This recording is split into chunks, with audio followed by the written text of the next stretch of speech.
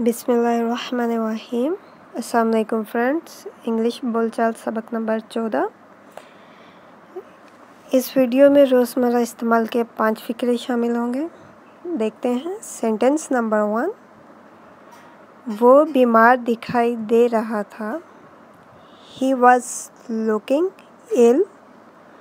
He was looking ill. Sentence number 2, मुझे आसान मत लेना। Don't take me easy. Don't take me easy. Sentence number 3, ये जूता बहुत तंग है, मुझे दूसरा दिखाएं।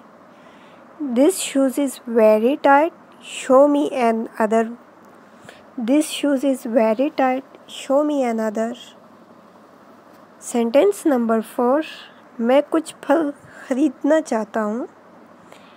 I would like to buy some fruits. I would like to buy some fruits. Sentence number 5, मैं कुछ कहना चाहता हूँ।